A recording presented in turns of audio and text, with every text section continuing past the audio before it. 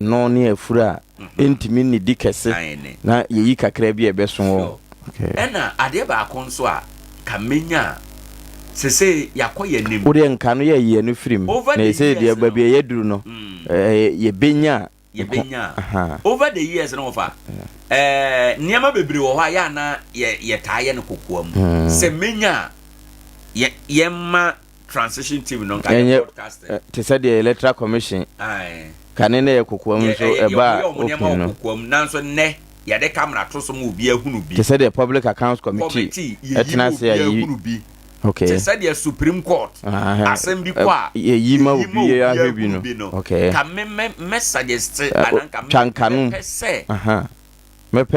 pese okay be yi ni TV so wonderful ama obi ahunu bi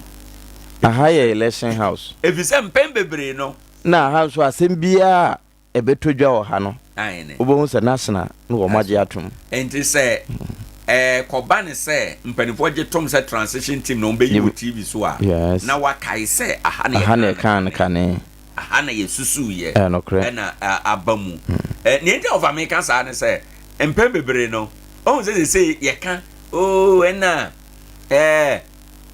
bad scanning ina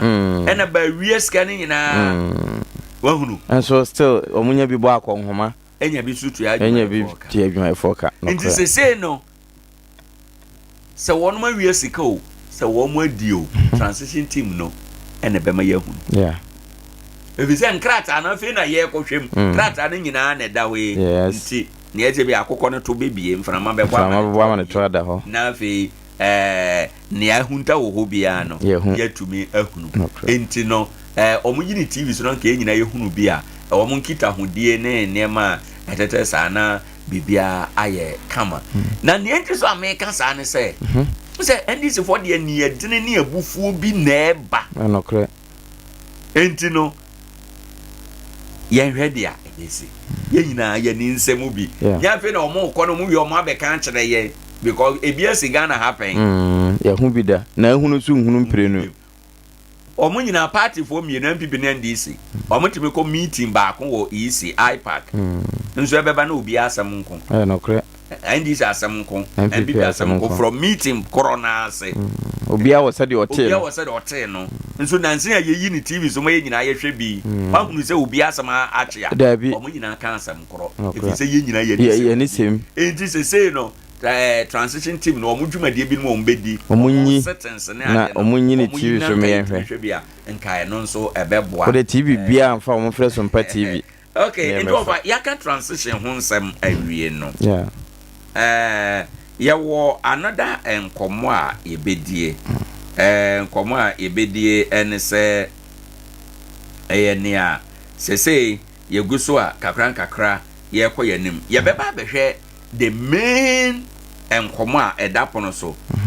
abana ye to wie nnora achi ye nkonwa no bi atete ato nokre afoforo so abam konwa de awe ne to fom a eye onwanwa pa na de nti a eye onwanwa MP kro a na ote akonwa no so a olusu akonwa no eye de wo hia ye beba no so na nanka mehwe se Dr. Amos Beba owie ne de na yate ase me mpese be start na ye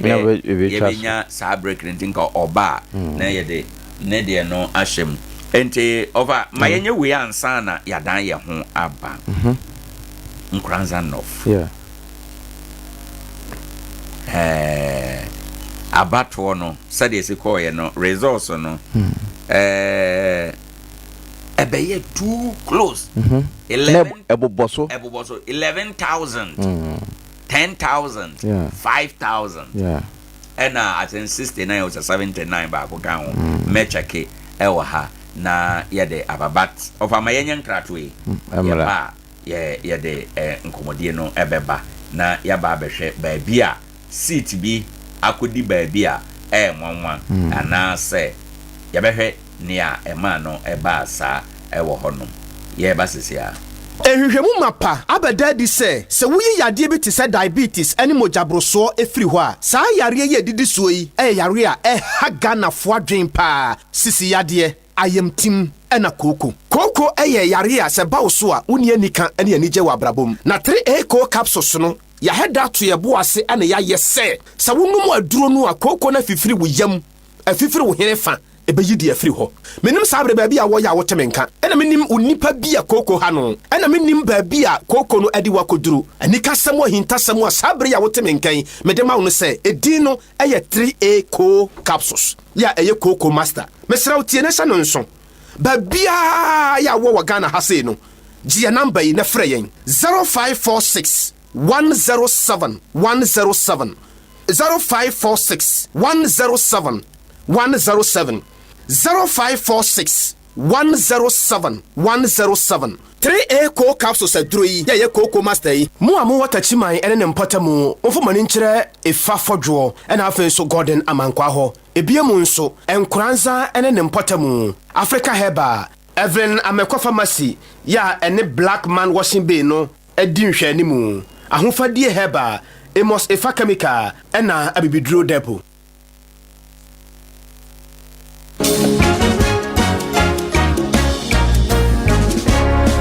Odonidi Jamio, when ya Sunia Radio, ahodiede.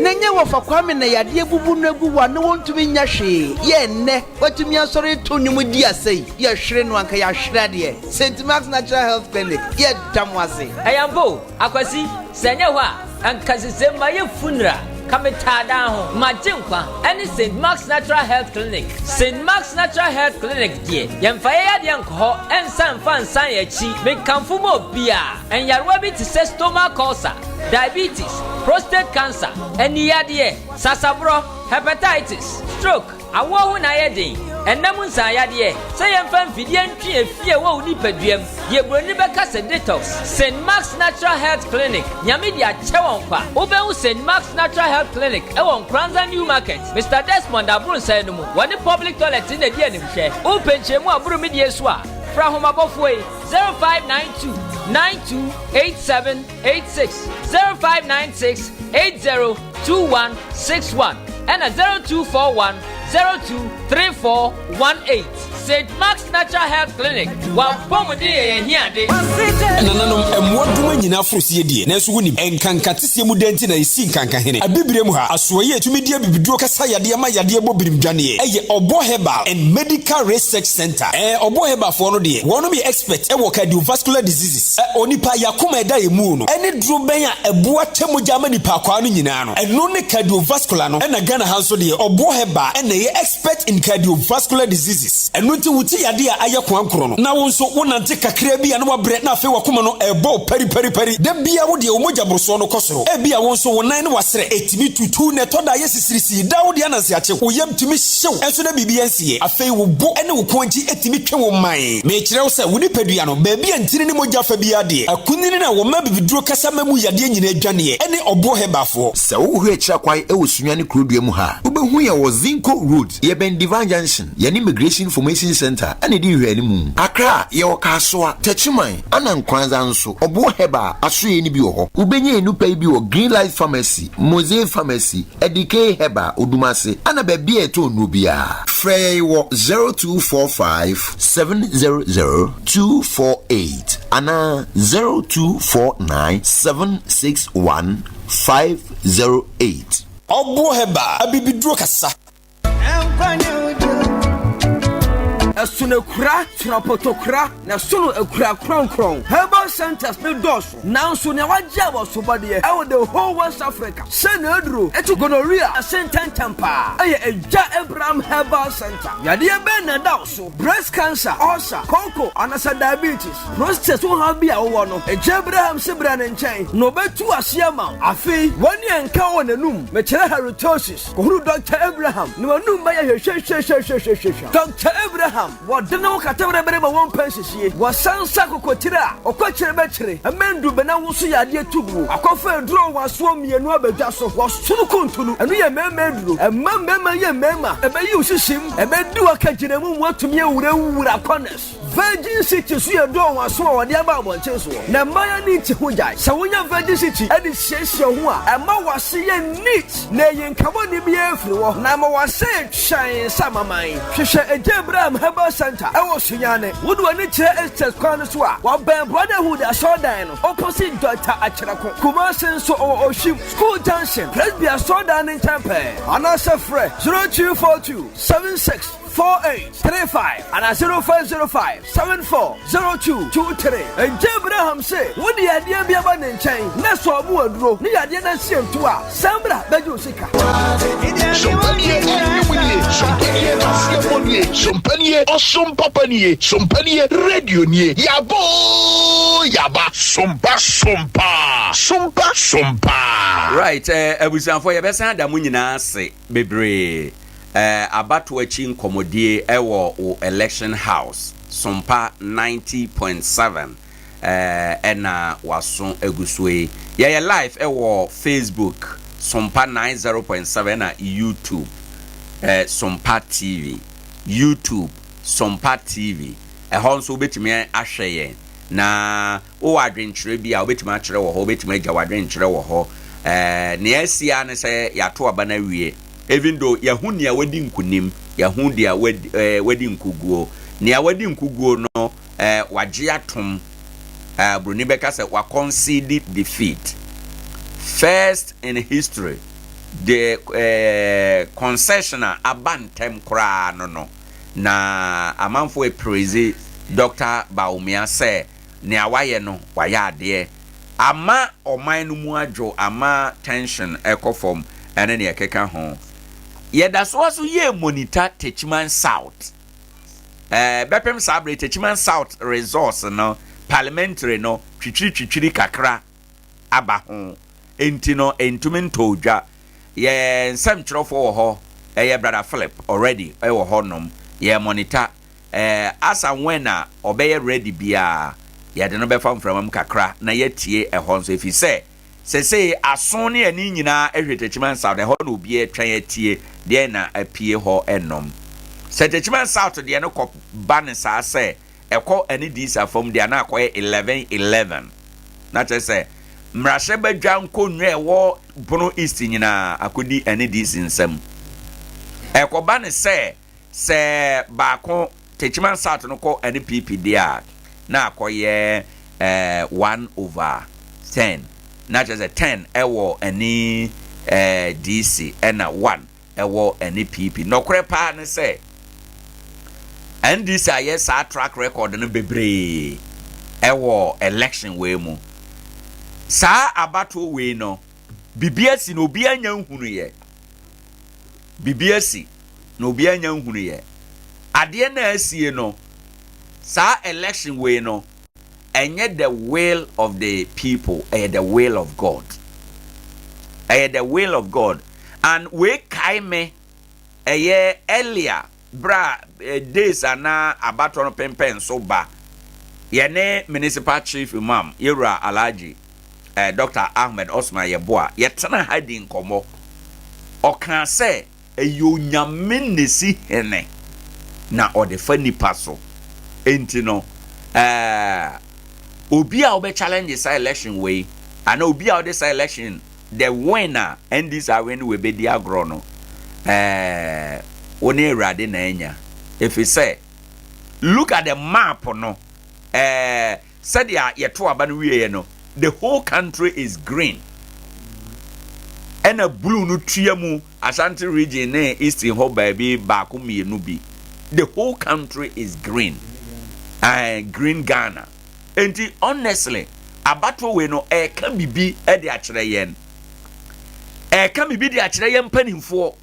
omudi yanim the politicians ka bibi e de akere eye wona ekeka eho enyina ka bibi de akere candidate nankasa ya omugina abato no this election ka bibi e de kere wo mo na yebedi yapom de ho nkomo sesia yewie nkomodie na yebesa ya ba ye 21st clinic ena ema ye nkomodie wo mo aso na sponsor yen ewo ye dwumadie eso wo mo asem nyina ne se hwehwe baby papa ayaresa edimu na kɔ hɔnom yɛka quality health care ɛyɛ 21st clinic bɔmmɔde na kɔ hɔnom na kɔgye wa yaresa yɛn nkorabata dunum Ghana ha nyinaa Dr. Emostando ɛna ɔda Nkoranza deɛ no ano bɔmmɔde akɔ na wɔne wɔ no nkɔdi nkita ho a ɛsɛ ɛfata na ɛbɛtumi aboa ama bibia ayɛ kama ɛde ama yɛn. Dr. Emostando, good morning. Good morning, Nana. Na apom te say. Erade adom ne mompa ye ho ye papa. Ye da nyame ase. Ene ye beka de. Ye beka sa afa liver ye brabo no. Ye be fa sa kwanya iso na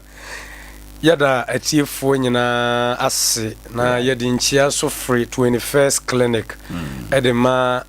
yenatiefo ne wona woba yehwe ye dan ne dan nyina so ne yakunafo so ebra na ye free treatment ama wo mo so that was Tuesday no so they also came very massively and then I'm say ye brain nti e be twa bibi so kakra tew ye ka say liver diseases and as ebia ye ka say brebo mo yare ana bibisa one Yadia eba attack yam brebo straightforward. Ye moa omo attack ye brebo no ye brebo nsuo na ejina ye liver ne mu no en wo mo twe what do you call it nsuo no good and you know for that one they come straight and purposely for the liver and na omo attack liver no interne no yebeka bibi afa hepatitis emwa wan ho first of all no na nyame adoma next week nso na ya toa so aka yeka se brebo anase ebia it play a major role brebo no eye adwuma bebre ewo onipadua ni manase ebia your organs in is very good function very very well brebo nka ye nipadua ho anase ye organs no ho a ye pomudin anase ye living no enye peye entumi emwaye enti na processor aboa wa be attack ye brebo pe straightforward na no oya didimu a ode ye ko uwum enti no de ye nhye nso pa especially when they talk of say ebia oblebo no a inflame ya ka say inflammation a ebra moawa no didi brebo no mama brebo no aye emu peja anasa emu no ahona na kuro bia ya den aba beto brebo no that is what we call inflammation of your liver and eba na sa one the symptoms of it is say obenwo say eye wo liver de na ye brebo de but obenwo say wo na se asha say reveal tatai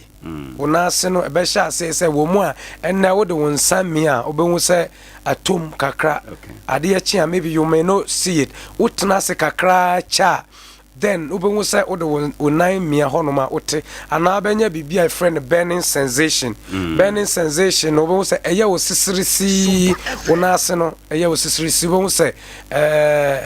o feel say ebia say wo de wonan ahye gemu ana something like that nature and you know about the sana what go through am ya check o brebo ana say duru ba bi na say wo say we yefunu no ase no a ahye aye kapu kakra e wo mu a as a constipation like bi medidin so ayi mekoja me nan so still as mafu wo mu ana wo giso wo mu ana ye say o pese o fizi ho still ukona ukoja na say utakra still you still feel that I was say we check your brebo na we say ada say mwawa bia metna so ana say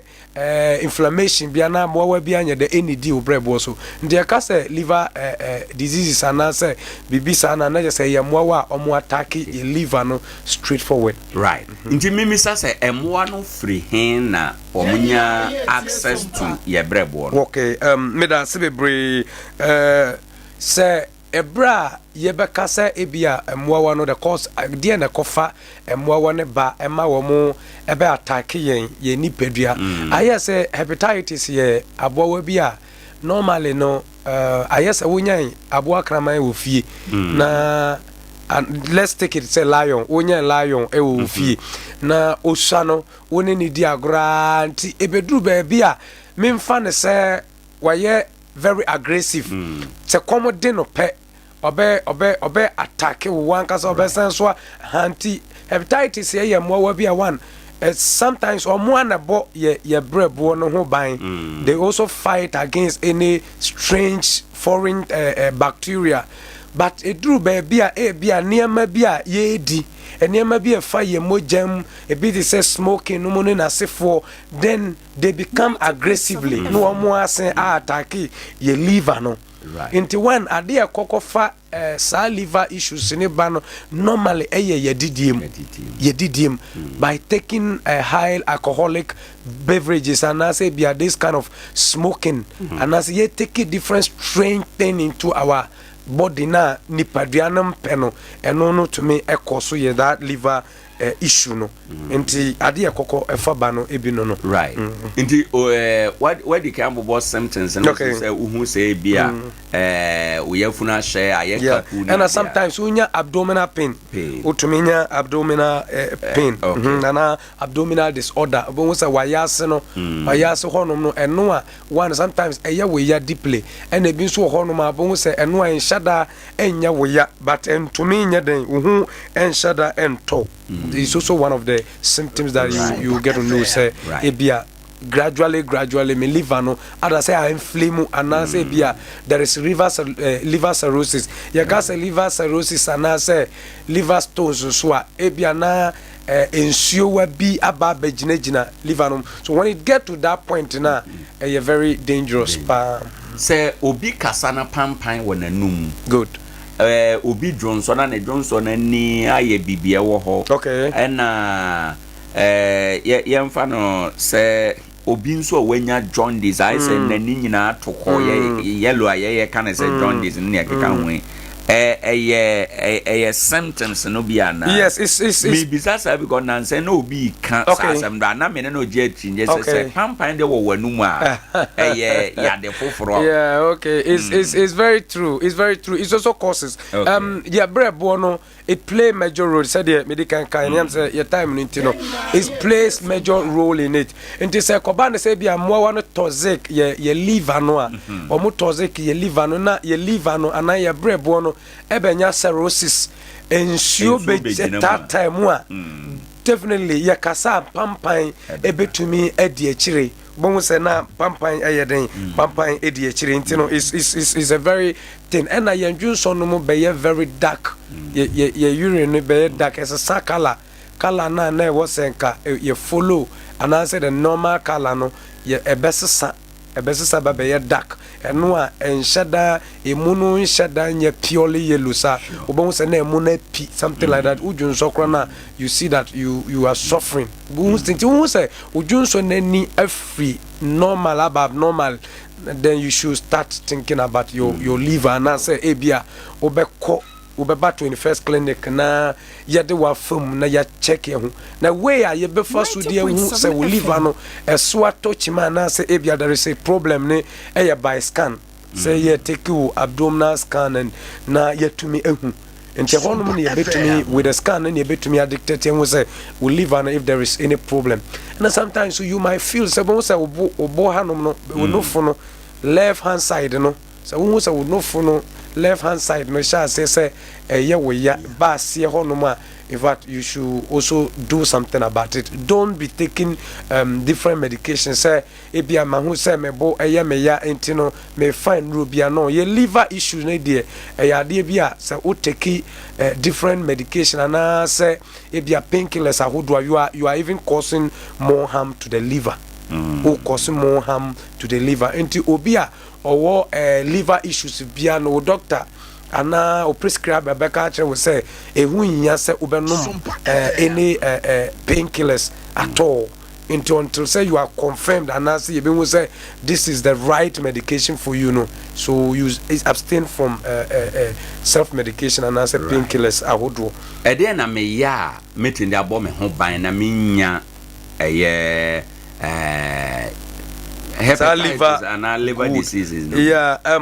and kwasem ni say liver issues na say hepatitis no one of abstinence no a dose be one unprotected sex ebra ye have sex ya ye mo ye ho ban ebia your partner no could be a victim, your partner no could be a carrier, your partner no could have the virus. Inti ebra ya nenu enkita mudie anase yenhia mudie te se oba ne bema no etumi edi aboa bi te se hepatitis eba mane eye attack ye liver no mo ena two by sweat se ebia ye fifre by body contacting na ebia me fa nipa ya tade ahye by sweating no aboa no ewo mu a ono nso etumi attack me ena adeba kun so a esan so hadwen pa ne by smoking say ye twe wusie edigu ye nipadwem in fact is toxically high and brebo no more and moreover nkofo na ya na ye free bibi asra say what is it asra na ye twede koye mu no that one it goes straight in this any pa bia obetwe sa de no more than 6 months bia no no continuously utwe asra continuously more than 6 months obekwa check if you are not lucky the probability of you not having no less but you might have hepatitis and I said yeah ube say brebo no mo ayede emu aka inti saade no is also one of the causes etumedi sa liver issues no and I say sa boa no bacteria no attack yam brebo mo inti ye be yam prevent and I say yen twe ya home free emusi and I say those toxical eco attack ya brebo no it's very powerful. Right. Inti say obia konya bia wie anamon be na ontuo. Okay, meda sibebrebe say wunya bia you prevent yourself. Said yes abobobo so yi na say ebi so a wakwa konya bia one the more thing I was say we ne say obeba 21st clinic say ekoba ne say enya chronic issue 21st clinic will use just 2 weeks and I say 3 weeks acha 3 weeks 2 to 3 weeks there right now we liver no say yes cirrhosis or liver stone say whatever inflammation of your liver no e betumi ama wedru ama said there was a so ban that demo say bia increase from the volume na abane normal etimema we yemu nhihye se koba ne se bia wanya bi nso na ye chronic and as however it is there are some diet nnuane bi wo hono ma ubetumi adi ena nnuane bi wo hono so a eni kwan se wo ye den wudi ntina mo na wudi sa nnuane no it will call mayhem and as ebekọ so a lot ewo brebonim right ntinka be ya wo de ebra se ebia wo nya symptoms na America no symptoms na me kire se wo na ase be ya wo sisirisi wo se bi wo no ma na wo na ase peja wo nantu no to da be wo se ase aboa wa bi ni na mo no sometimes you feel se onsem aya wo titriti uda ojunso no wo se kala no asesa I will urge you me pa wo che be brace wo de hwehwe ba bia 21st clinic achira kwan yeden ewo mentna se mane nye too late na oba o say doctor these are my symptoms and say bia we na me hu ensunsu ye we na me hu no enu nti me pese wo check na me hwe me liver no ana say e bia me hwe say me liver no problem bia ma ho a ye check wona say bia aboa wa no wonyama metna wo liver no one ye betumi am wakwa akwo it will direct you to the health places na why the hepatitis B right panier no then you prevent it not the rest of it no yama wedra ebetumi ama inflammation and whatever it is no na abafem and as we need bin so then you are okay wonya the one fair drubia na say yem fair drubia amount but in the moment that you got in it no na waba na ya she na afi ye de enru anansi amawo prescriptions betumi aboa ayi we frisa or how so it's not too late enye too late ti say your Facebook no so cry you be say it's like this This how it is causing. Okay.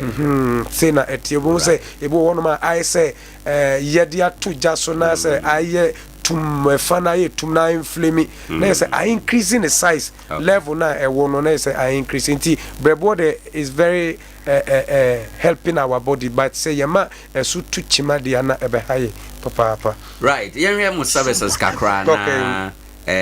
said we bet me contact him na yen sorry. Okay. One thing is your services 21st clinic there juma from Monday to Saturday. Right. Monday to Saturday.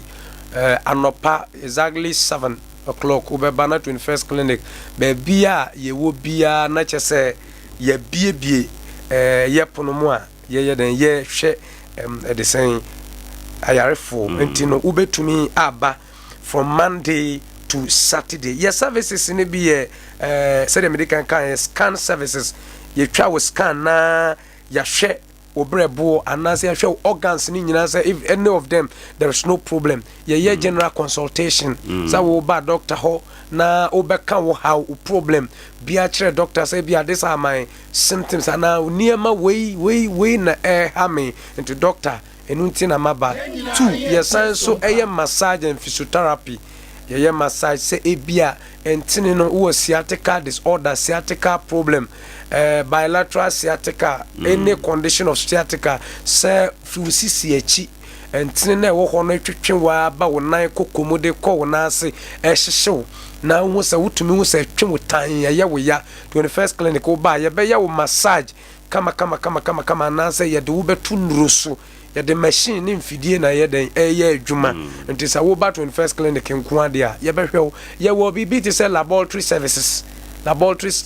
ni ye ebra ebia wa wo mogem ebia na yade bi wo ho a wonim ana say bia you having misdiagnosis say ebia wo yade we ebra wonim say wuni sa yade we ana say wunsusu wunya symptoms no don't be complicated men complicate wo de ebra 21st clinic oba ye be ye wo sa labs no twe moja ne ya hwe wo moja ne say if there is no any diagnosis like that ye be cancel say bibi sa so ho a 21st clinic ebetumi ama wadru kakra ma ohun ayeden ohun atọ enti Nkoranza had yes wo pe 21st clinic ya kira kwan a wo betumi afre yen wo 0544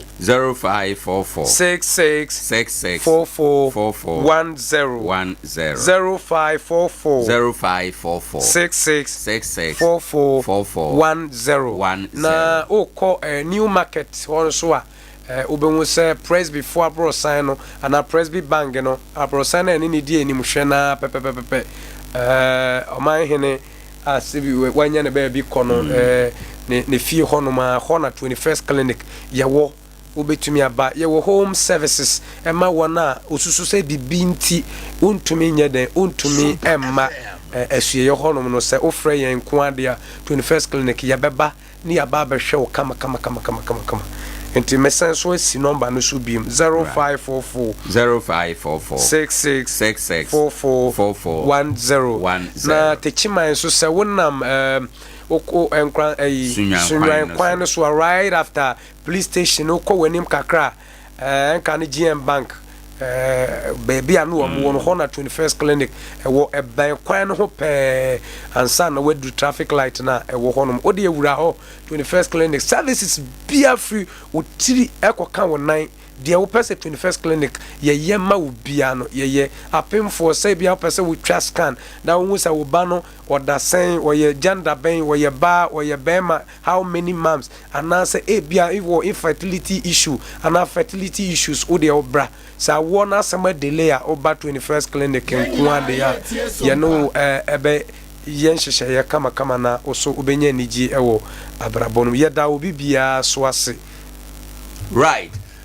for Dr. Imostando ena atene nka no hwehwɛ omachi akwan ewo traffic light hwa Nkoranza henda dabro sign no ase o children's park in Chen Presby bank en hwɛ ni mu anopai ko na onsa yade ye dan ye ho aba ye ba ye be fa common fa edia we 9 o'clock ye be pon kai se ye dwumadie no ye live ewo YouTube Sompa TV ena Facebook no Sompa 90.7 FM Yeah, basisia. 21st clinic a sciatica expert. Sciatica no o nerves na wo to ase na fa wo siremu na fa wo nansia besi ase ho no. Se ho techema eno ene ye fa ne sciatica. Na etimi bubu o to ase ka wo se dwe wo sirem wo je ho ba bia enye. Na eno na 21st clinic ba ye adwuma pa wo mu ye ntia baso bo magine wo Ghana ha. Enya mono ne enya asem ketewa. Womuji international awards ahodo womuji local awards ahodo na anu nso na womu be the only sciatica research and treatment center in Africa bibrim hano ebi ni baby a gise 21st clinic nkoa womu de bibidro ene besa o yare no masa de machine aka ho yare sabia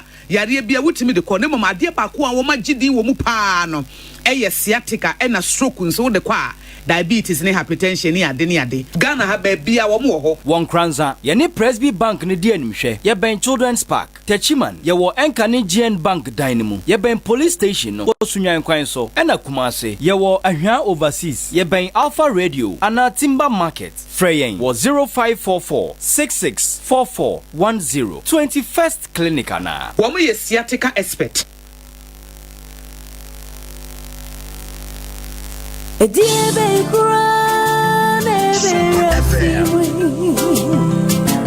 not a grown any penny out of you.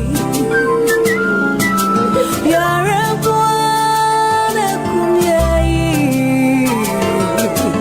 not a near way.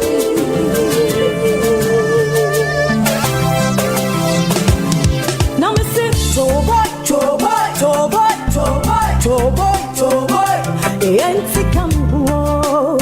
Maya Fatabia Abba Mischa Elsiano Palo Malaria fever Montavia Loss of appetite Montavia Mono Montavia Eva Mischa Say a Punua Montavia Wonamia Montavia Onumatuna Sound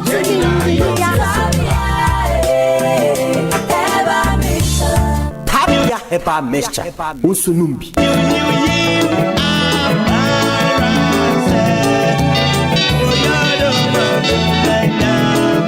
Abibidru atimemu first hwehwe ne agye tomu dada na Food and Drugs Authority de omo stamp asisu de amafo eyichiro cheze yare kwankro na abekena wo ne Nyankopon na yi se nro ya kire menua okọ drugstore ana herbal shop bia kopese nro ibito Esmond Born Herbal Mixture Esmond Malamis Esmond Co Mixture na Esmond Pan Herbal Mixture enro hodo enyina yichire herbal center da Roma no de bedwaso eho ya bibidru so yekuku dama so foma mema Esther ne kofa bai Esmond Born Herbal Mixture ye duro bi etimi yefu yare pa tichiru ne osa obeje tum yefu yare bia ya pa yi sanse wo yefu ye ya no afi osi obi ehu moboda na so nya Esmond Born Herbal Mixture ye betuase makra Esmond Malamis say malaria dro tatahwe abedwaso na tu typhoid fever se any jaundice say malaria pa na etete wo de bomodin ase ni monimu ya wo bekokoto Esmond Malamis wo haw ni nyina bebe na wiye sabada ho pa dia menhwe ma okrama bekawo na tie Esmond Co Mixture ye kokoduro papa mafo jetuma edi wodanse emfa wo ni babie kokko na fifiri oni paduem ebehye ni nyina ase prekope afi Esmond Pan Herbal Mixture ye san won capsules eno no eye ntiri ni mu adwuma waposo usisi echi baby atwetwe wo ni nyina ebem wagira wanam so peme wo ye be ma omode mo no nso ani won paso bomode so benya dre bi ato yichire Herbal Center e wo yichire spiritual cream na ye nsenkyerene ahodo amafo edi ho adanse na yichire Herbal Bar eye nnompe ni mu adwuma waposo baby a yichire Herbal Center so ye no wadra Filla Chapel International sorry fie ho a ebe public park Roman school na echi ho afi adwadwam so yichire Herbal Center eni edwakase ne di animhwe benya bi so to family Herbal shop ena so mami route ho e wo Fire service station ho a free yichire Herbal Center for ahomaiso 0246 775319 0246 775319 yichire Herbal Center di onyame kan ene bebem yichire Herbal Center onyankopon no yarasafo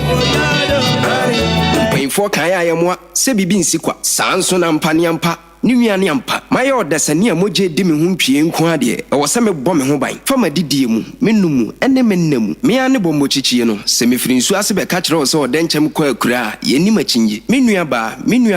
me secret nyina ne okoje aman prekese herbal powder ne mixture ne capsules na manoma ma me ho aye din matumire na wiu nyabotere na me nkyire osie no say diabetes pressure, candidiasis, gonorrhea, odepua, michirema white, and then namus hayari bie wo nipaduanum. Minua mema mu amahoden wo fem. Mode boss wa na mo agem. Mode ane okoje aman prekese heba powder. Minua ma so amaten kanira. Mo konfichira mote yaw. Michirema menstrual pains atadwe. Mo so mate denne. Mo modena na mo kope okoje aman prekese heba powder. Ne capsules ene ne mixture. Na mo bobi ne betu ase kra. Adura meka ho asemi. Na na mo frɛ ne bubu adaban. Asiminta no no ebo adwuma yi. Enye no nko ye wo okoje aman ko powder. Surgery edi koko hu dwuma. Se ya yamtim sisi yare minimu kwa aniposa uja wona ya moja nko a. Babia koko na didi bia no odia na okoje aman ko powder. Kai se eye mixture ena capsules. Adroni ni o adroni ni adabirijo herbal capsules mixture ene ni tin ya duro soronko kra Dr. Ado Spiritual and Physical Herbal Center diaba Sauda Femse team enye kasa bomodena na kojibi na obesara sore brane hwehwe ye kira kwan won Nkoranza kumisa domase nearby Kikimi Sport apenchire mufo betima frɛ Dr. Ado wo sa kasa homa mai so 02578201188 ana 054703745 Shannon Suma me say we physical and spiritual works odia ne so obeko nanim na wa solve problems Dr. Ado Spiritual and Physical Herbal Center abibidrofo nyina headquarters no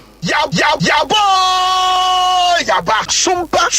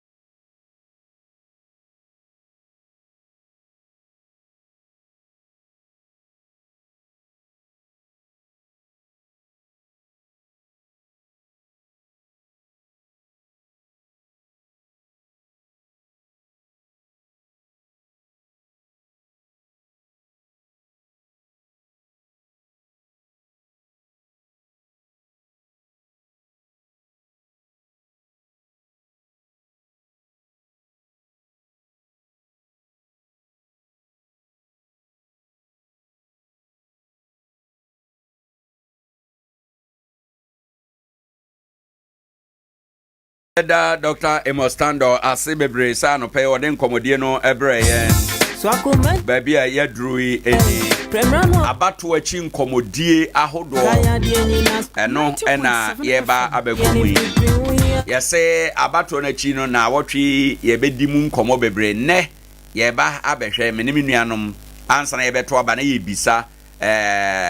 candidate na constituency wani wo hopa na ne ya no pay yeba bebisa constituency ben na seat ben na nipa na lusu a eye onwanwa pa na de ntia eye onwanwa eno eye ne ewo ha no ofa eda so wo ha sade di kan bo wa mane anopa no Techiman South yeda so a monitor enti no yenhye eno ens ene anopay ansa na yetimi akoye ne over march biem nana yes that's it ye ni nkomo emfiri ha ene ye hwe constituency yato abana wie MP Ben alusu na konwa obeka se wanwa kakra se olusu na konwa eno ewo ho enom nana ma me no wasibio Ignatius bafo ewa ayene okay do ma central yero kwakwa jenim kwaku ajimamanu olusui Brekum West yero kwakwa jenim boatin lusui right Brekum East ora Nelson Chereme elusui right na me de ese babia ye gni no afi na gni Ghana na danko kufu ado elanche ye me bo ho dawuru no afi na mate ase pa ya eye adwuma na se wo hwe ba bi te se Brekum West se ya firi se omote constituency no emfidudu a wono mode te ye a ye te Nkoranza 9Th die right yero kokko je ni mboa tenkwa na ye MP ho aye MP ono an na edi so wona ne MP a obete ano no woda so te so enti adwuma bia edi se mrashe bedwani edi ni manfo anim ema wo mo nsaka no mpa se wo mu wurawura na wo mo nsaka watene mu achente se otime wurawura ema wo nsaka nana eho na tomato factory no eho na ewo wendi Africa de no eho na si factory no ba ye be sha se ye adwuma kakra right ewie ye no ase akwakote ada ye ka kwan yi a wo mayi akwan ewo mpotem ho free SHS eko ho a school ewo ho nso nya esomfa so obi ye ka infrastructure school adan no musisi ye a hospital no upgrade no wono mo nso nsa kan bi right na ne nwanwa ye me ne se enye mpuntu ni ne ye hwe ansan ato abaw na mom ye hwe de sesie ye hunro yen sesie ye tumu ayi si hwe so na ye ka da achen asem abra ye penne eno ne hawo no eti eho no emwonwo se wotimi di ntwo because Brekum West na ekuyafo etu ne din ekuyafo kanea esan se na nani eho mpotem won so dodo na ye ekuyafo enti nka true eno no ekuyafo a edo tomakese wo manya tomato factory ya eye tin tomato aye obese sachet tomato ama ba monten your friend sweet mama ene dodo say ne wodwa so enti nka your opportunity e de ma ehofo no se de obeyire no ho ayo ntosi bia de ne sika wontimi nni wokọ Brekum West a kura ye frɛ se kura so ye kan tosi yo pa de kyerɛ sɛ wo mo ya de ntosi dom e wo West hobi enti nka wo mo de asase anya nwam factory no e ba besi domfete ene kura so bɔhye wone abi e bɔhye wone genegene ye no ya ahinkuro no e bɔhye domfete kuro na ene jamdede nso e bɔhye na awia ne yenyina ye tie sompa amomasonom ene afa ho nso abɔhye nti babia factory ni besi ye no nka ye opportunity e de ma akuyafo e wo ho se de ode ne ho bagye ntosi wiom bia no ye wo factory a direct market ye de kro nanso ya nyine no so anhwe anto aba ama no olusu tetan ya sabketoa ma kwabena kire Stuttgart right asase ase de ya yentantie sports oro na wo mato aba na ma no e wo kine ye afam eno kire se enkoma wo mu diye ebi te se 24-hour economy no a Ghana yentimi nkire mu me yente ase nanso yakoma di akire no aye adwuma because se factory ni so ho na adwuma ese eyo entimi nyo na ya kire se enema wo si yenya no ye nyanti yentimi nye production a na say 24-hour economy ba be ye adwuma the whole day no ye do say the ntosi betimi aba ye kira ye ya connected electricity e de akọ mfuo nyina mu ama na adwokora timeti ntosi me ye a say tie bia factory no betimi aye operational enti san komo no eto wo mutirim ama wo mutimi etutia eno achi no se wo hwe de ma eho wo mu lusu ya eye me nwanwa pa ne se eho nyina ye sono because free se akonwa no yewura nkrabie fadate wo beji edi free yewura je choso Acheampong ensem saa time no Lord upon Stephen ba e wantimi ewie yewura ataboaten ba e wantimi ena eda Simon ba e wabampire no de kan say wo de hweho ebubu kura no san so de biu e bae wo de eda ahobrase ne asori mu ne saa ne dom na kasa ma wo maje akonwa no je wo moji ye nyina no me de me mfa nhye ba bia me de hye sonofo no sonoma na mfonso because funtum frefunu ya chemfrefu na eko wo mafuru baako enso wo mu didi a wo mpre de entia mene mu de ntira kakra obi bedi enti ena we enya bi ma enya bi nti saa na te de a ena e menyo eno ne wo mu ne enti kwan bi so no ya adesua eno achi Ghana akonwa na eda ho no ye nsomo nana yedi tie sompa wona wote constituency na no wadia parliament wo kura yentante won kase o kasa man no ya na ye nigi dede ho sen adwuma yo no na nso du ba bia na ya kan che se eye adwuma enye kasa contribution aba contribute ama ya te won kan wo parliament no eto da ya na timamufo no ende pa ene wa hu mpi wo TV so wa ponche pa ye pe no esene se MP beba be si school dan esene se MC yi kwan ana MP yi kwan ba bi ti sa kwan yi no nana hwe ba bia sono kire se wo no mu yi akwan pa ye ko tade ese nanim soso wo mo we ne ya na mo lusu yi omo we ne ya na mo lusu yi omo baby omo yi akwan sasa nso bo ache de no ho wa we ne nso bo ache o we ne ye okay wa we ne de no na Peter Mewu wo ma ne wu ya na obae adwuma nko wa ye bi wo ho afe yenhwe yewura kwakwa agimamanu woyo adwuma no ana wanyo emfaso ne de obeka se ye kampa de a anka doma central wo munso nya bi sansa covid ba ye nko ehu sika no na eno nko akura atimi hwe wo mo nke ya dinya kese because wo munya opportunity na adwuma na ewo ho no wo mutumi wie ya na Nkoranza South de na enye MPP dia ende na chiniye dia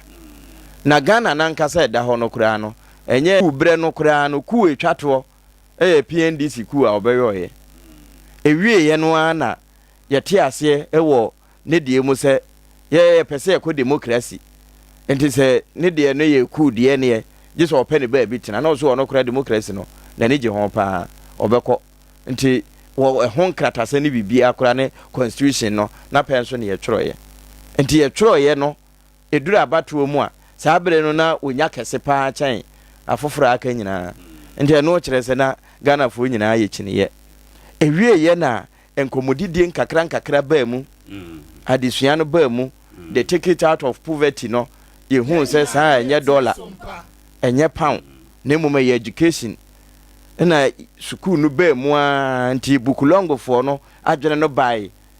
ema se fie ho no ye nipa dukura yetimi ese da bi ye afu no ye nyi ba ko ne ye support no no onko education mu enti bo se nipa no bekwa no wa be ye nso no ma bi e wo fie ho wo kina na ye kan buku mu a no wo mbi enti ehu se buku hia ena ye se ne obia nkobi enti wonya wo na akura no na no hya ase atese de o tekasa ne aka cho se fa ne ko school abra aka prenka ho enti ye de wo mu kuko school no ano ena ye beti buku long for no nso ase ena ma MPP nya kwan bo wurem enti ye ka de no wo mu ye chine ye ma na o mu bae no wo mu ame blue Ghana o mbe green Ghana enti de ote abonten a wotie no ade bi ase ye di agoro no ye di yi a yensini no wo mani je no ho esen de waye serious kura awoka de wo kan wanya sere bi asere wo mu no esumesi be kunyen yo no no ya wo mu gina no so kese kura chen se de waye serious a wonyinya wani mu kan asem no ama to nipa akoma so enti se wo be hwa ye wura to force nka asem bi se sonomba no ekuta policy esen ko mo de tudwa nenso wo mo awie de ebinyom ena e kire se wo sisifia ne bi na ye de sisifia no eye kwan okay kwan no waye hospital no wasi suku adan no wasisi infa daache na wo pa magana no a ya tende kona no wayo nenso how did they communicate e ko san okay ankoni pa so musa nti no ni awobuba nyina de wempa na ya de a shock wo pa we can say we dey say anaze say de na shock wo pa na say me hwe pa say yese ye ko school kura wo school no wia at the end of the ya na ohia protocol wia se no emfa ho ne wonimu de kura wo ohia protocol de obeso wonsa ama ye hu se sumesi ni ana bintini ana obefa phone kura frese obi ba sade nka mba yo obi anu mesra mo hwe ne yie mame we de me ame dia because heaven kura no protocol ho Jesus Christ na adom ya ye protocol enti waye kwan no no kure ne nkwa no so ofa na so nko a wenya opportunity na sa protocol ni nyina no yese ai eden yempe na mom dokono ani ye tone 150 pesos no eduru 5 cedis enti protocol no yenwe yeboto mu nye enti yebeto atia ba bi ti se brekum east sei na senkyereme wonne wo motuti a Dr. Nuyama wo baaye no wo baaye nso obewene okay wan lusu right nti wo wene ye no e kire se na ye bibi nti ene ma apati baaye a wo motuti a Dr. Nuyama because enkomo bi ankoso yi amatima mu fante ase nti wo no nso baaye no na anka ba bi odi free ba no na enye baade saa ewie primaries Dr. Nuyama san ba biu omo san tutia no ema na sensan koe nti no no ne incumbent MP ye wo so woto aso okay nenso eduru se ye to national elections no watia to se team me da so far ndi kwambi so no ho sei mo nwanwa pa okay na babia na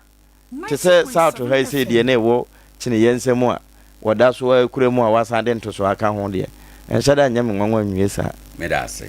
afia ma mentio abana ya bobo wate MPs no omo binuma wene binuma lusu omo seat dia wenna walusu na konwa no kita konwa mu a walusu ye wanwa pa nana me da se bebre ye daga na fo ina se ya ma peace atime entokwa bi si kura na anhyeda anya yibia nyankopon adom bibia eye boko nana abato we die chese MPC no me come honomo side western south honomo MP ano oteso me wanwa ono no ye NDC ni ba olusui ba olu ehye me pa because although na owoso no na enu oyade na oyade pa na dwuma oye no na eboa ne ade ba minim de ba ya eba ya otimi lusu sa ba all the same no ye de waba no yenim se obeto aso na ayeyi na abato no so no yenim se youth no ɛna ɛsɔre ye ɛto aba ne saa no na ye mampani a wɔba no ɛma ne tirimu nyɛ ne de bebree sɛ waba enti no obe minim sɛ youth no si a youth na ani abere ɔmayɛ ɔmadwene sɛ woyɛ president na wo ba na sɛ bia de wo kaaye no sɛ wo ba na wandi so a ye bebo mu atu asisi a ɔmayɛ ɔmadwene sɛ yenye ne MPP NDC na emom de obeba obeboa no no ne ye be sustain no enti si a em sɛ ye hwɛye no we na enkoyie nti ya tufo ya omuhu ne sɛ ebia promises bia oyeye no wa nti bia for fele ɛna ɛno na abansa nti de oba no make sure sɛ ɔno nso ɛbɛyɛ na MPC no nso a ɔmo abeba no de ɔmo afiri mu ɔmo kokɔ no minim sɛ ɔmo ana ɔmo wɔ so no na edwuma bi wɔ hɔ ana ɔmo yɛ na enso ayi kromafo na nti ne yetutu ɔmo free so afoforo abeba no nti foforo na ɔmo aba no ɔmo make sure sɛ ɔmo bɛyɛ enuoma a ɛbɛsɔ kromafo na ni sɛ ne ɛbɛyɛ the next 4 years to come no yɛ to aba ɔmo betimi asustain ana so ɔmo betena ase sɛnea Adea Akye Abia dwumadie na waso eguso a uche sister Afia na atena kan le atwa of apam kan anope ye hwe seat a obi alusu a eye onwanwa ho nkomo na ye de nyane a oteso na wawe ne a oteso na walusu de womu a eye onwanwa me hwe bibi wo eye ayawaso West Wogon ayawaso West Wogon ho na University of Ghana ewo no Legonum nyina wo ayawaso West Wogon MPP na atena konwa no so a owura Kyerɛmanten energy minister ne nua no wuye no kyerɛ boache jaako ne nua no wu Kyerɛmanten jaako ona na ote akonwa no so no wuye ɛna ne yere ebegina na namu na ne yere awene owene primary by election no ɛna osambe wene the general election no ne nyina no ne John Dumelo ena eko ena nanu ya norade ya John Dumelo ababetu no nti se ayawaso West Wogon John Dumelo ena awene a woye MP elect but nienti ame eno ye me nwanwa kakra ne se obi a onim Accra bia obeka se that is the heart of Accra esikafo animdifo wana wonim owonim de bebre won nyuma ne ade ye bebre mu no nyina konkran ya ho no mote ho no muguo enti se yen kenkan yen tworo eyade a sa dodo no enim ewo ayawaso West Wogon ho enti more or less na nyame nwanwa se abribia ho ye to aba MPP we ne because MPP for ade ye na akoye book edo da bia NDC de na ye yoyo enti no na enya me nwanwa se omoto aba eho abribia no MPP we ne however yeto aba nnore ya mikunu ana e ka kyerem ne se e wo se MPP tenase na omo hya ase dwen ho na omo hwe kwan a omo befa so atwe yo for no abem because MPP no aye party dia ohwa na akoye adefo party akoye animdifo party akoye a lawyer for party enti no se wuni sa class no mu a untumi mfa ho ndom sa kuo no President Kofo ne baaye obebreki saade no ma yehu se MPP no kura sa obi abetimi awura mu bi ena omo awura mu nipa kakra bi awura mu na omo no so krom ko awura mu no omo ye semi mass nipa no chese ai se nya obi a netimi awura mu ebeye kakra bi netimi awura mu se wo de toto NDC ho a me use the word yo not in the negative sense but I say obia obia okwa NDC mo obia nya obia but MPP mo no de akoye say e structured obada ben we na adru no so eno bi na Kyerɛmanten say or na adru no so or na adru no so no because of the structured nature of MPP no eno nti ena na ma oyes argument no enti dia me pesa me kan say Lusua Seyram Alhassan Lydia Elusu ye ama NDC abefa no e kire say any PP the elite na ewom animdifo na ewom wona onima kenkan wom no ida say MPP afono wo mo ana say NDC timi engage wo mo echen MPP no kre enti sa seat no de na minim say a safe seat MPP e de ma MPP e kire so pass so set den yara wo ma we ne ba bia kore no nko adom ba we ne enso ewi ase no na omalusu nti eno no ama eye me nwanwa kakra ewo eho enom right na me da ase wo say eho no wo kire say ho na University of Ghana Legon ewo na wo hwe adesua mu nso pa sono ma na ewo ho no abribia wo mu na ase nkunim no ko ma wo mo de emma nkunim no timi bae no fa kese pa egina so ni ba ko ye yen so hwe let's give it a try esan say mempani dada say ona e mempani elect what ya patem na wo twense ade che ye de ne ba e ka say wonu ma say wo be ko SHS na wie no emfa ho ni firi eye ana say wotu esika ko ye wonu de ba bi odi na ni ahwe ye first year for na ebeko university ana tertiary no ombeko ni free honso na ewo enimdifo na wo mu di sika ko school no enim se de honso de ete enti se papa ne de nanu akan no a right yemfa nso no hwe okay enti eno ka ho bi ena me say ni entre ho de no san ye me nwanwa ne say MPP in 2017 and now the free SHS by first by second batch for no dodo na ye dodo na ko school ho ebi so kra kwa wie wonderful wo mo university wo sesi ye no free for na ye free SHS product no correct enti no na expectation is say anka be reflect anka the advantage omunya ye no MPP so no omde betua omo so ka no kombe hwe no ho etua so ka e de atoaba ama wo eno ntina omo lusu sa seat no so esan ye me nwanwa baako no it should have been a safe seat for MPP nanso eno so anko banisa ntino eno de eye me nwanwa but apart from that no wo hwe omo lusu no nyina omo ye nkrofo a omatena ko no so ache no correct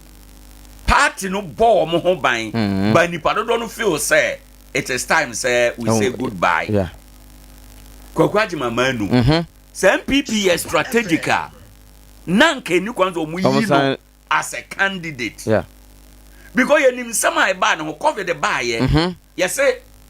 ye kokra nuro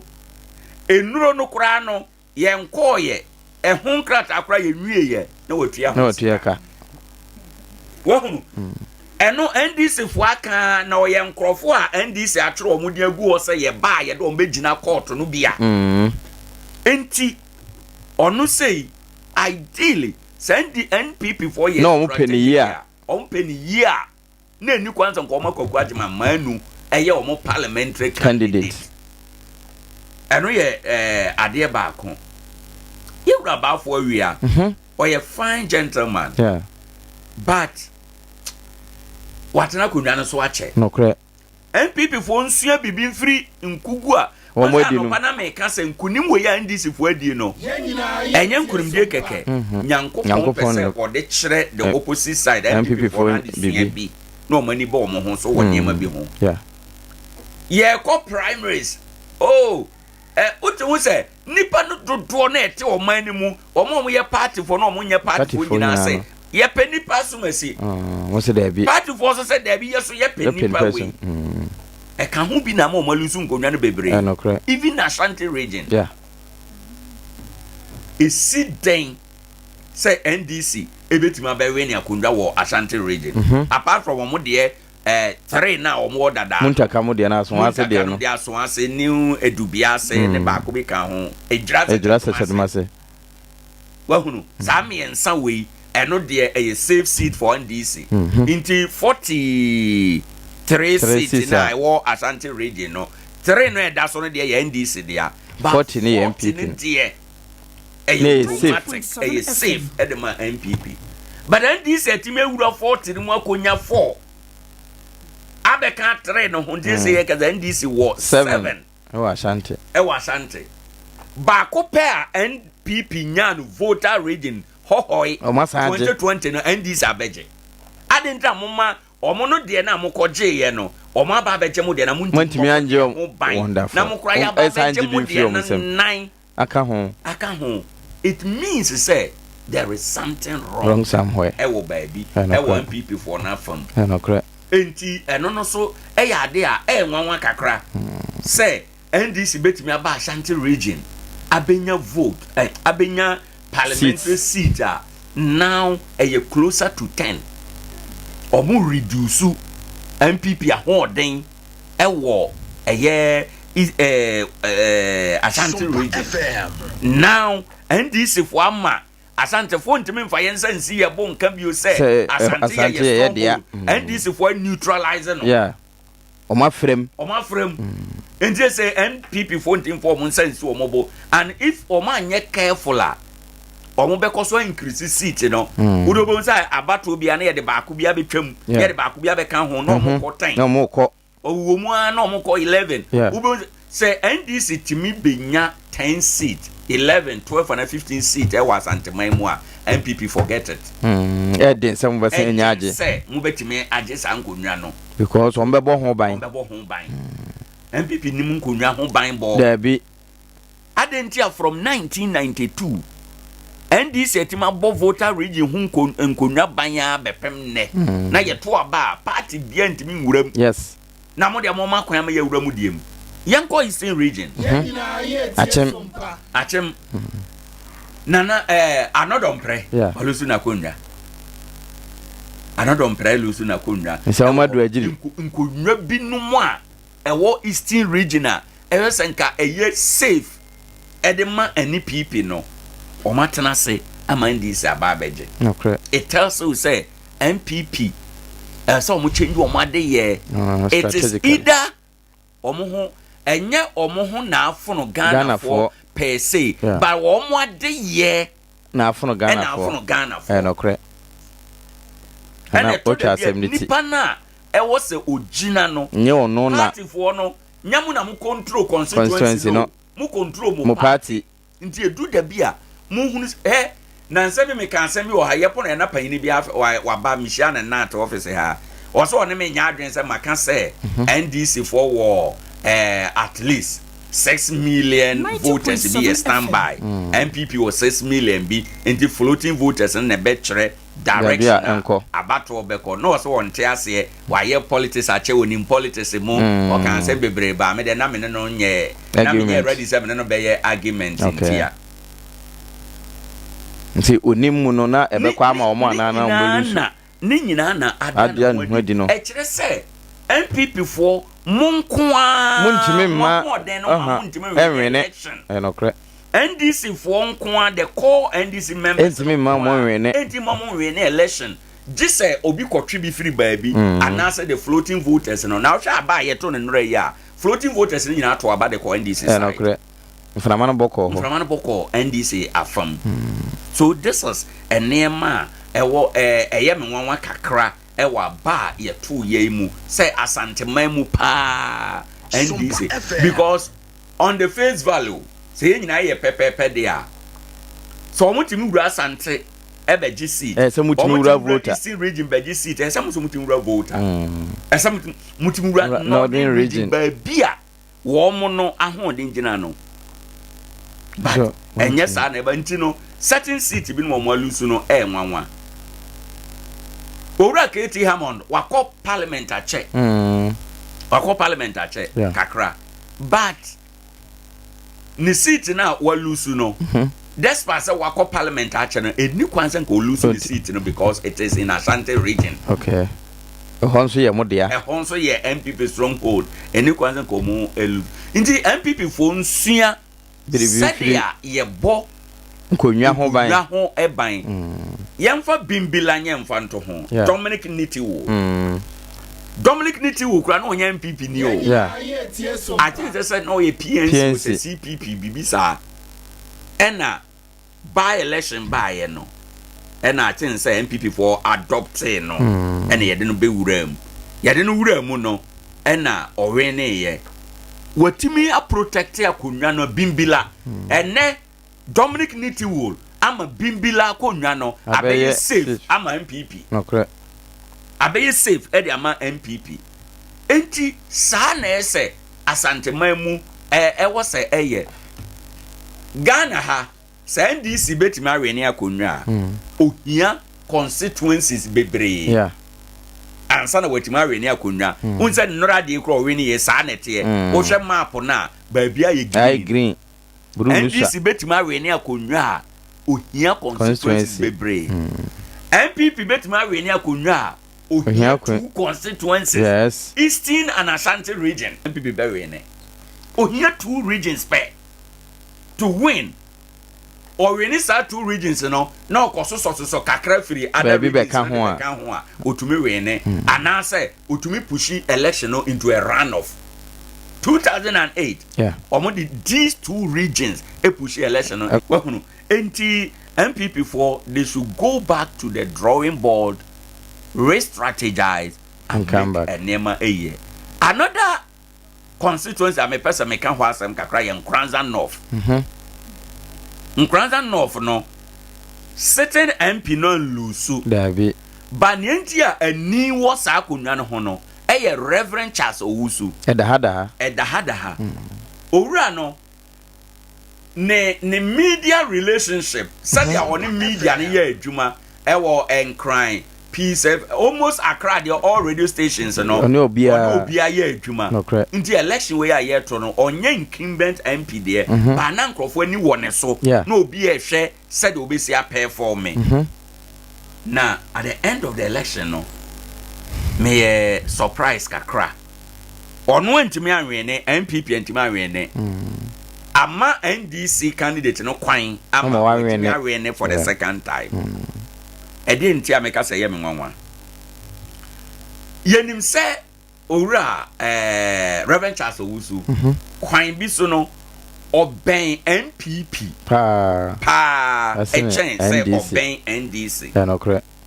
ebi kura kan say ni ayetete ye from mu say MPP for no bi na de no ba omo de no ba say abetua MPP soka anasa omo de no ba say konwan MPP ni no ntimi no edu omo de Reverend Charles Owusu ba say obeba be say vote no na oje akonwa no wi a no wadana ma konwa no e de ama MPP okay na just akonwa na free MPP nsem call ye no nsasa yaka akwaje abafie Nkoranza North a safe seat for MPP but nema ba kom mienu yeti region I think 2004 or how baby President Kofo time na yeti ye creative constituency no correct e free ho first parliamentary candidate Nana Eric Amoaten Nana Eric Amoaten case no ba ya ye call by election na Yeradero ba ye Yeradero etima kita konwa no mu a enti from 2004 MPP etima kita konwa na bepem 2020 and omo lose akonwa no edema NDC now ye kwa abatwe so say so masan akolusu so gradually seat and constituency and ye omo dia nke say safe omo da omo beda no eno so say omo masan abaye dadwuna mo omo so akoto atwene omo so omo akonwa akobo ne fe yi ase no correct eno yenhwe kontabu na womo etodwa muyaye na ebaye muyaye nano abatoe yi mu ebaye ewo ho Nkoranza North there no I want to check sorry eno na ebinya 5000 no aine okay me say me very sure ewo aha enum okay my main call WhatsApp okay any president no na ma higher election house no parliamentary no about ofie Sompa Jacqueline Boatima Bonsu onya Jacqueline Boatima Bonsu enya 9,784 Boahen Clement LPG ode yemfa no ne de no nto ho nde ekura de ye yemfa ne de no nto ho Honorable Joseph Mensah ene we ne ye NDC candidate no onya 10,453 and Reverend Charles Owusu independent parliamentary candidate no enya 5,486 okay 5,486 yemfa nkokan Jacqueline vote no ho onya 9,000 Jacqueline ya 9,784 okay and Reverend Charles Owusu momo mat no mame Reverend Charles Owusu sunya 5,486 9,784 plus 5,486 ebenya say 15,270 NDC ni no win ye na the 10,453 na win so when we ntia make us Nkoranza 9th a safe seat at the MPP but omo na ato atwene say Reverend Charles Owusu ni kwa implosion na dey we aba Reverend Charles Owusu vote no so oni ho anka ni vote no be kan Jacqueline de ho ebe eye MPP de no yes wanya ni nyina akora ebe appreciating ko be wene ama sifu na seat no be safe for MPP aye safe e de ama MPP okay now owura Joseph Mensah wako first time yeah wako second one when na metro no gradually or building ho an no oh yes otuatua ntokuru no ebedru baabi no na wabeje sa seat no so abeye ni safe ede ama yes enti when eno said ya kan ye no eno ana e wo screens no so no Sompa 90.7 I wo ho sanso ena Sompa TV YouTube no ni nyina e wo ho enti no seat no bi wo ho a MPP lusu ya nwanwa so mu lusu seat no ani kwanse nko mu yusu nti they should go back to the drawing board no nko hwehwe sa ne ma we nyina yie na edru primary sa omunya hwe yie then ewie na the next election nyame de ye nyina ye nkwanche ya 2028 omo ba biewa omo timi aba as a formidable force wa ebetumi aboa ewo ho ennom I think say this is near me nwanwa kakra ewo elections na esisi ye no ba bia any kwansa nka NPP lose no omo lose ye no Asen Central yewura Canada Japan wakuta seat na ye seat ni safe pa e dia ma MPP o kan se onko no walusu na kon yalu MPP yalusu seat no wahunu because na ode bo ho ban nti so onu ni ho a de na MPP for ye say omo ya wanye certain seat ho e ban no kre e wo se obomo o madwene e ko sa enema no eso ena ne aye tete e fatachimai south se e ko bani se dia ye te se NDC so o ma we ne e wo ho se ko bani se ampa NDC a we ne a then eno so be ye me nwanwa kakra yes e be ye me nwanwa in the sense say owura Acheampong Mensah kosa NDC for kretwa o ho di ne ho adanse say waye adwuma say ono de say nipa kra edi ne ho adanse enti no ya de a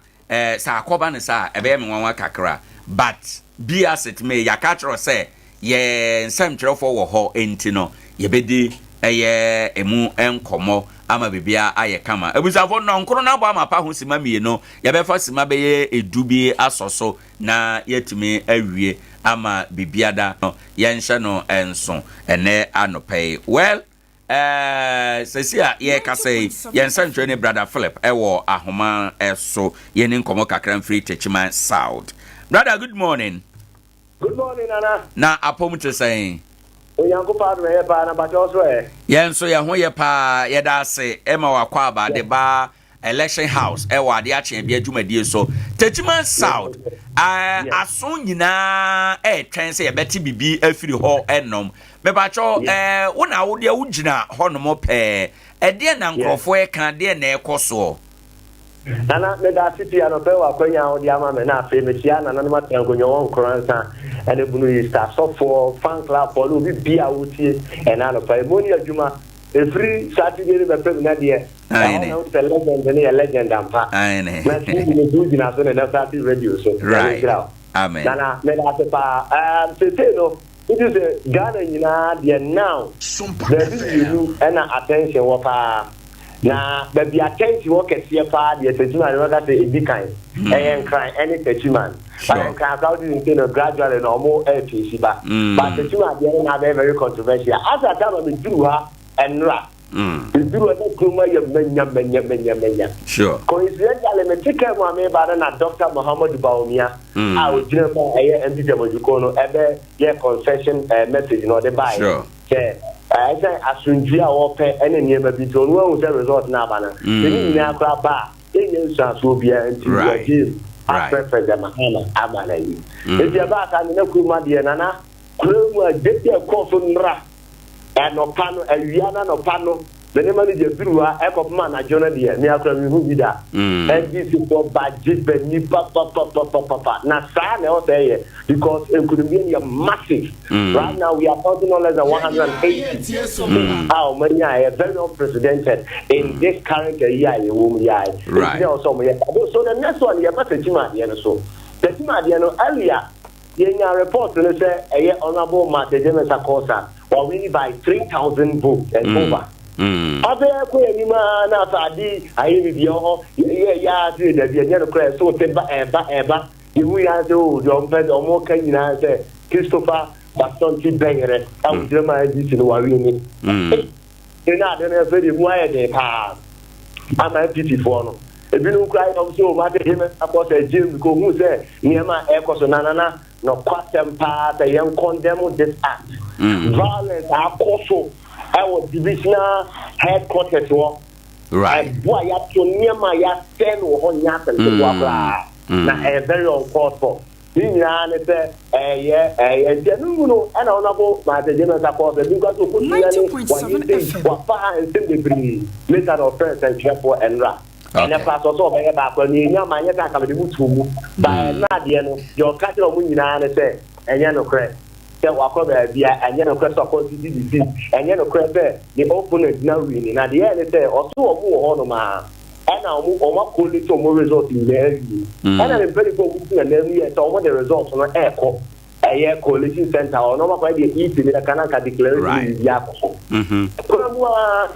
omo no omo cha omo attack omo ba omo ko ku ni so ko du no and omo kan the what kind president dey na wie omo kan parliamentary dey na wa mu ya re abrante bi aba ho ki wo mo se dey omo kan na police don ya na omo horning out no me dey buy omo sa horning ma omo say ya ba 1 hour 30 minutes and what about to be a video of police for any ya ma police wonu kra no omo kra bi dwane enya se ko kra eno ya nto ya no process na nyama so no ati no ballot boxes any year ba o ma shini nyina ato to boa bro ayi wo nyina e de ba ta na amo mo ntumi ankan parliamentary no even the earlier report about na and the candidate ya man and saso or the post biaba somebody you win over 1,000 votes ya dia nyina no this connection nyina anya no correct no there or then crop for almost tablet the DLE, you know, almost 3,127. and on the kind. Now, the other say areas of no fixture for a demon and PP on very new the Timano, or we knew massively. And no plan any channel, and you know, and you know, credit. NDC candidates, while we knew what the Timan South. So we are kind of or share electoral commission, the next action to take. Quite a normal difference because so much she ban of person here, yeah. But once you're a job, you say, and they say, a bad day, and I want more carbon or so. Don't want certain seats, and you're giving one of the this is,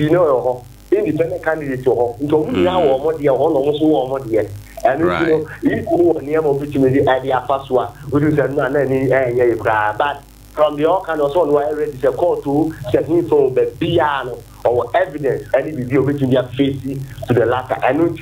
Sector 4 and come on to him. Now, Monday, to the man on your night to Jim, the movie. Abano and after or more partner in the presidential into Jim. No, Monday, Sector 4 there. And again, we're more, one thing is that I had to get to a man of and the last ADC on per se, GQBRBC, and why you are better process in the around.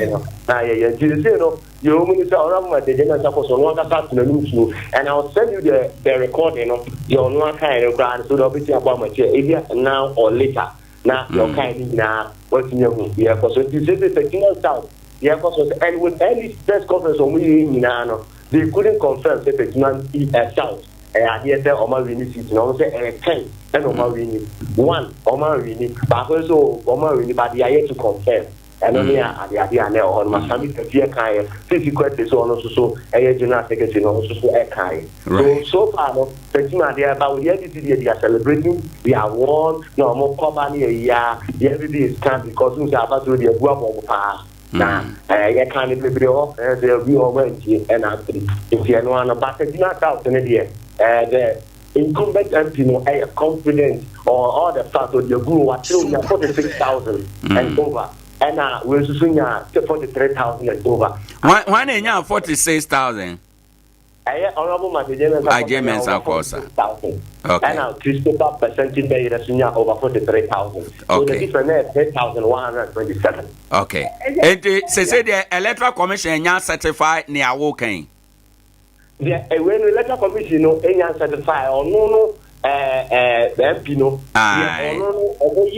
Party and or the other. This certification no and I'm going to work to see me at any amount of to me.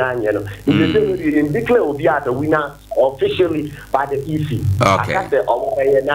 you are coming now to me, right? Okay. Brother, may I now say, na young friends in Amini say, Adea Chino, ni BPB, I best have a tea for money.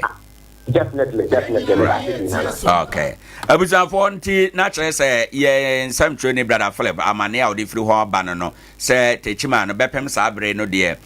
easy nyama certify resource no na party bia quality de we say on na we say on na we nti no yade ye trend ya easy beka na ebeboa amaya yemfa afrefo kakra nso nkomo aye die nyina so na afi yemfa mra wie ye 0598994994 0598994994 anopay yedi nkomo seat na parliamentary seat o ma lusu a eye onwanwa pa ubetima afre na wabaso na waba be kire wadwen kakra 0598994994 0598994994 na wewuram a yebefo wadwen kire kakra yenhwe dwaso entembra ye kodwaso nyina so so wuram a yede ode ebesoso na afi bibia aye kama ene anope ede amayen okay ofreni odi kan ya ba ewo hoye monko kakra good morning odi ne babia kasafi eda se bebre mayenti wanope abana esi o gana no fana ye me de nyemi hu se ani si ne beti na because we bende plan be no we ni na no yo gana no fana na no tere abana we nya plan andi si ni ya no no no Okay.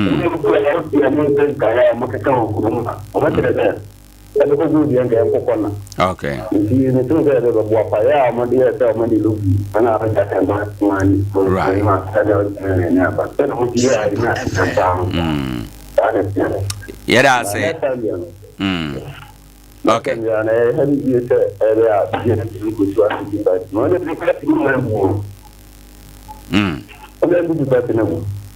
Mede me yan hunu sa. Okay.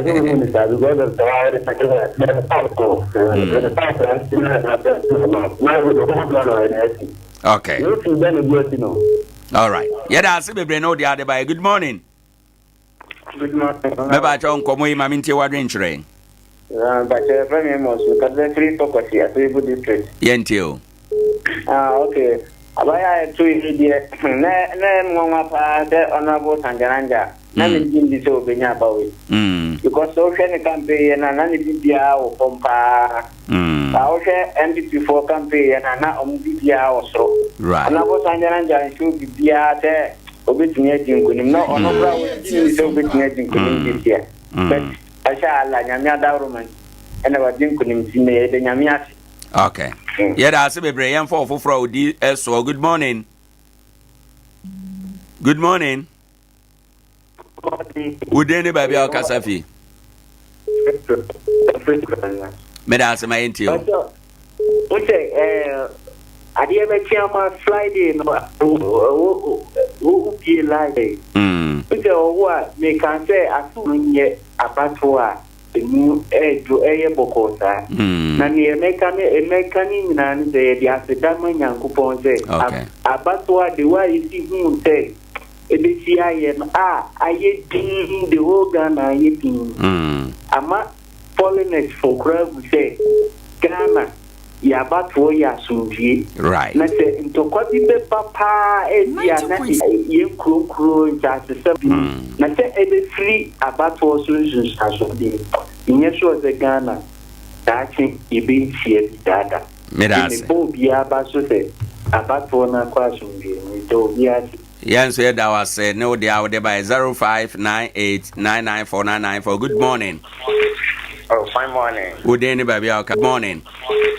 Oh, fine morning. Good day, baby. Kasafi. Yeah, friend Francis for Kasafi Kwabin. Me da say, mami ti opening. Me bon abaso say about we ma. Right. My idea. Yeah, that say. Na me sra bo ba o me aso abaso. So, it didn't see that say my penina yemu ba pra mu half. To it's about so you run your mama why idea na wafa bibia why idea. So say penina bia ne akobe twen say kichina yemu ba yemu for resource ni na wi. Right. Ti ya me kan say why idea. Ana me bo onabo kwajo ajikum so abaso. Okay. Na pa wo yenti. Kwanza man ya sera gina tun. Onko so no to ani ma paso. Na o hwebu hu o hwe nifa enti amanfo ano. Na yima oye ya eso na nanu mani a eso mrantie ni no onto aso medamase ani ayima pa. Yen so ye da se bebre 0598994994 o ba abekere onso wadwen. Good morning. Good morning. Good day ne baby Okasafi. Remember you English Catholic Nkoranza. Medase my intio. Yeah, me can say MPP follow omuye enkamomu kama pa na ganya de development abenya but omo entichinya ebamu no eno na emaminya hope say development abenya adelo ndi be kan say ke bibia o yenkamomu ya ubibia kama right ndi emaye da development situation ele obi ma boboa Nkoranza of Nkoranza. Yo. Yeah, that's it, baby. No, so the other by 0598994994 0598994994. Adea Akye Abia Jumadi ni live YouTube Sompa TV live Facebook Sompa 90.7 FM. Good morning. Fine morning. Nyame adom.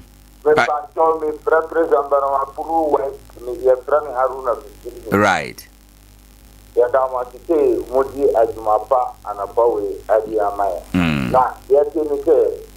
asomdie ni de ayɛyɛ nyinaa de a bibia so ayɛ asomdie wo no wa bi kɔ America na wɔ kɔ extra 100 meters that is so faja wo ta 90.7 ya kura ya kwansi ha kuru wa ta na ya nim se ya president doctor honorable doctor president adi kunim what kunim media ya fani se party no Ghana for ya tenwa na ya twa man okay wo bia fa na ya kambo na ya mbuma na ya kama right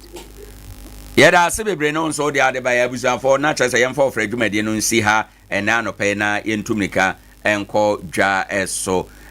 yi kyerɛ Herbal Centers of Mame Esther frɛfrɛ na anɔpɛ sɛ tumnika bra Esmo Comista Esmo Bon Esmo Pan ɛna Esmo Malamix yi kyerɛ special cream ne nyinaa bi ɛwɔ hɔ a ɔde ɛsomo oba sompa ha obenya bi atɔ 0246775319 na one won mo tu adamon sompa chede yeguso a ye kaka wo se ebre na so yeguso obetime de onema aba abeka ye de ho na afi yetume akoye nim sompa akunafo achede no ye dwumadi a afi bia ye gina so ye che akunafo ade hwan ne bema ye mo anwa sardine to se won chanse mu ne ne keka ho fa ne nyina bra sika na obetua bi de aboa nso a 0598 994994 0598 559802 na watua bibi kakra ede atom edina ebeba na yetera 1 media